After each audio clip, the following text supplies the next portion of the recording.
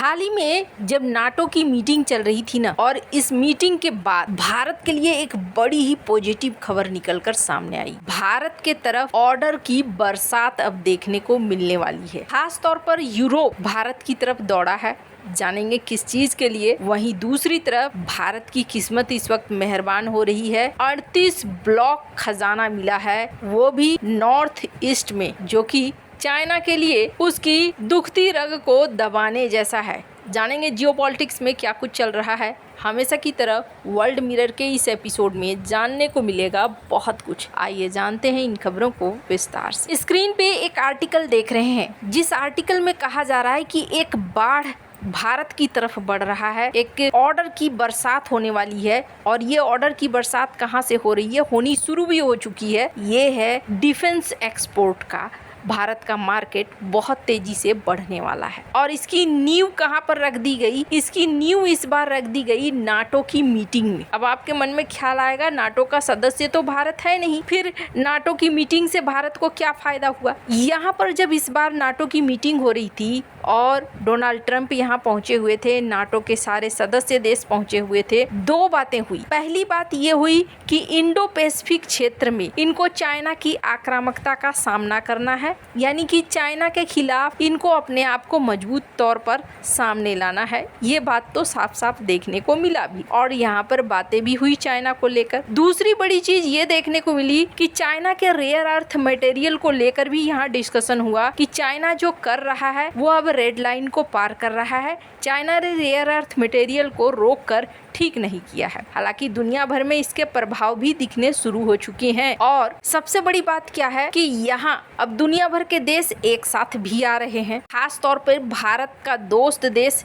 Japan और भारत एक बेहद खास डील भी कर रहे हैं, और वो डील बहुत ज्यादा खास है। उस डील के बारे में भी चर्चा करेंगे, पर उससे पहले ये जान ले नाटो में दूसरा फायदा क्या हुआ। डोनाल्ड ट्रंप ने नाटो सदस्यों को ये कहा था कि मैं नाटो छोड़ दूंगा, यानी कि अमेरिका नाटो छोड़ देगा अगर आप नहीं मानते हो बात। आपको अपने जीडीपी का 5% अपने डिफेंस पर खर्च करना होगा, यानी अपने आप को मजबूत रखना होगा। आपको हमारे आसरे पर नहीं रहना होगा कि हम आपको हथियार देंगे, हम आपको गोला बारूद देंगे। आपको खुद को मजबूत करना है, यानी कि हथियारों के मामले में आप खुद को मजबूत करिए, अपने ऊपर अपना पैसा खर्च कीजिए, हमारी तरफ ध्यान मत दीजिए। और ये भारत के लिए ना बहुत बड़ा प्लस पॉइंट रहा। अब आपको समझ में आ रहा होगा क्यों कहा जा रहा है कि ऑर्डरों की बरसात भारत की तरफ बढ़ रही है। खास तौर पर यूरोपीय देश जो हमेशा से अमेरिका के ऊपर आश्रित थे,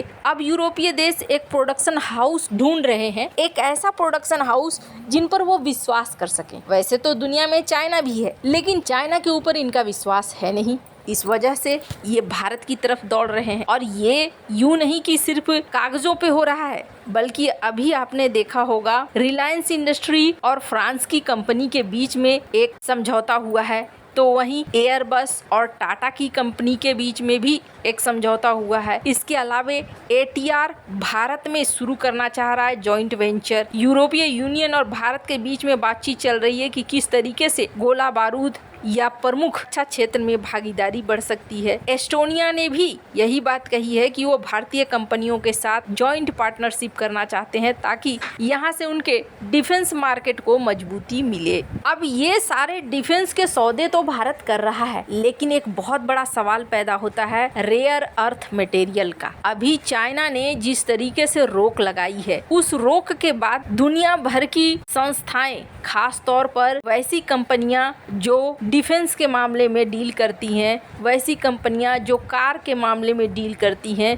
और वैसी कंपनियां जो ग्रीन एनर्जी के मामले में डील करती हैं, उन्होंने अब इस बात पर बहस छेड़ दी है कि चाइना अगर इस तरीके से रेयर अर्थ मटेरियल को बंद कर देगा, ब्लॉक कर देगा, तो हम तबाह हो जाएंगे। स्क्रीन पर एक आर्टिकल देखिए। ब्रिक्स देश का एक खास मेंबर है चाइना, और ब्रिक्स देश इस वक्त बैठक करने वाले हैं, और इस बैठक में डिस्कशन होगा कि रेयर अर्थ मटेरियल का रोकना ठीक नहीं है। इस ब्रिक्स मीटिंग में दो बातें हो रही है। पहली बात तो ये शी जिनपिंग यहाँ पर नहीं पहुँच रहे हैं। दूसरी बात ये कि पीएम मोदी के लिए खास ब्राजील डिनर आयोजित कर रहा है। और सबसे बड़ी बात ये कि यहाँ पर चाइना के ही कुकृत्यों की बात होगी कि चाइना ने रेयर अर्थ मटेरियल को रोक रखा है, जो दुनिया भर के देशों के लिए, यहाँ तक कि ब्रिक्स के सदस्य देशों के लिए भी ठीक नहीं है। पर चाइना की अपनी मर्जी है। अब चाइना की इस मर्जी को भारत और जापान तोड़ने के लिए साथ आ रहे हैं। स्क्रीन पर एक आर्टिकल देख सकते हैं। जापान तो साल 2010 में ही एक बार भुगत भोगी रह चुका है। हालांकि दुनिया के देश को ये एग्जाम्पल मिल चुका था, लेकिन वो उस वक्त तैयार नहीं हुए थे। पर अब जाकर भारत और जापान एक साथ आ रहे हैं रेयर अर्थ मटेरियल्स की खोज में, प्रोडक्शन में, रिफाइनिंग में एक दूसरे का साथ देने के लिए। मैंने शुरुआती समय में भी कहा था, जब आपदा आता है ना, तो आपदा के साथ अवसर भी आता है। और जिस तरीके से चाइना ने रुकावट डाली है, कुछ सालों की बात है, हो सकता है 1 साल 2 साल की बात हो, चाइना को ये बहुत ज्यादा भारी पड़ेगा, क्योंकि देश फिर ऑप्शन ढूंढना शुरू कर देंगे। और ऐसा ही हुआ भी। जापान ने भी ऑप्शन ढूंढना शुरू कर दिया है। और भारत के लिए सबसे अच्छी बात क्या रही है, भारत ने इधर ऑप्शन ढूंढना शुरू किया है और उधर भारत को फल भी मिलना शुरू हो गया है। ये जो इलाका देख रहे हैं, नॉर्थ ईस्ट का इलाका है। नॉर्थ ईस्ट के इलाके को ना पहले अनछुआ छोड़ दिया जाता था। यहाँ तो बॉर्डर के पास डेवलपमेंट भी जल्दी नहीं किया जाता था, ये कह के कि अगर यहाँ डेवलपमेंट होगा तो चाइना इससे नाराज हो जाएगा। चाइना के गुस्से से बचना है तो यहाँ कोई खास डेवलपमेंट मत करो, ये एक मंत्री ने बयान दिया था संसद में। पर आज का समय बदल गया है और बदलते समय के साथ भारत ने इस क्षेत्र में विकास भी करना शुरू किया है। रोड, सड़क और इसके अलावे एयरपोर्ट का विकास। तो वहीं दूसरी तरफ GSI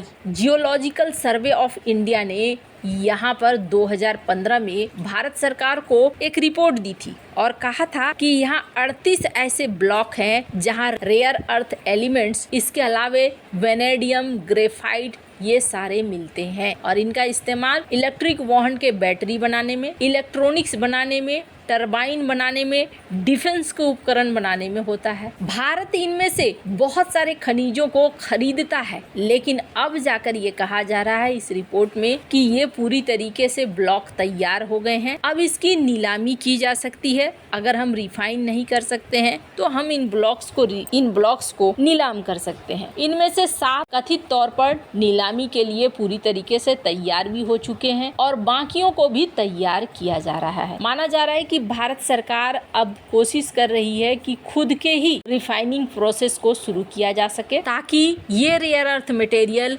घरेलू आवश्यकताओं को भी पूरा कर सके। वैसे आपको क्या लगता है, इन सब मामले में आपकी क्या राय है, कमेंट कर जरूर बताएं। जल्द मिलते हैं अगले वीडियो में नई खबर के साथ।